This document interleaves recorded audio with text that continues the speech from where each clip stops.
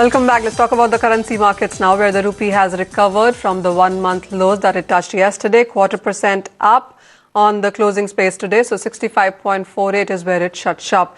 Remember, the rupee prices have been quite volatile in the last few days. We have seen decline onto that one. The Indian domestic equities have been choppy. The dollar index has been on the stronger side. The FPI interest in the Indian debt market seems to be waning. It also has to do with the Bihar election outcome by the weekend, which the markets would be taking a keen interest on. And apart from that, there has been a slower investment. The inflation has been a concern as well, especially with the pulses prices rising. And of course, the corporate earnings is something that the markets also has been a bit worried about. Let's get on board Abhishek Goenka, who's founder and CEO at IFA Global, and he joins us on a Mumbai phone line.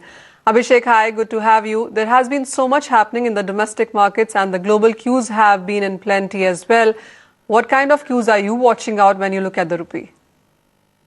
I think rupee, if you look at overall, the US dollar has been strong across the board. The euro has been falling down. So the emerging markets are not so weak, but rupee has been a little weak because recently we have not seen much money also flowing in the market. So overall, I think the Indian markets are slightly weak, and rupee is also getting weak because of lower prices, etc. So we are expecting the rupee to have a crucial resistance at around 65-70 levels. But in case we see that levels breaking, then positively we could see a move for another 50 paisa from there. But overall, dollar strength, rupee bearish, and buying on dips is recommended. Abhishek, while there have been a certain minuses like the corporate investments, the earnings, all of that really hasn't been on the mark. The FPI interest really seems to be waning. What's your sense? Would you watch out for the Bihar election outcome? It's not economic in nature, slightly politic, but it surely is sentimental driving.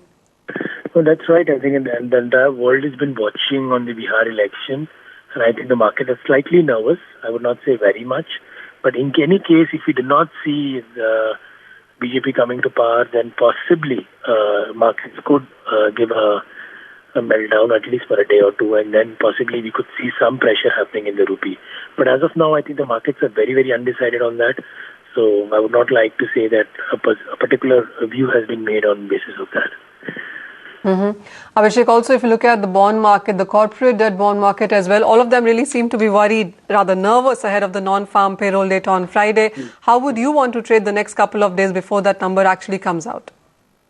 I think 180 plus is what, if the market comes and the US dollar is going to get quite stronger, and then we could see the effect on the rupee also.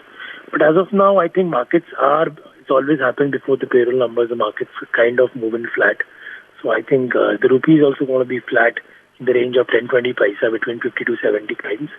And also for the euro and other emerging market pairs, I think we are not going to see much movement happening before the non-farm payrolls. But any number above 180 is going to be a good number for the US dollar, where we would see the dollar yields inching higher, rupee getting weaker, and the other market currencies also getting weaker. All right, Abhishek, thank you so much for that. But at this point in time, it's the former secretary at Law Ministry and the head of the panel working out the legal framework for the proposed bankruptcy bill.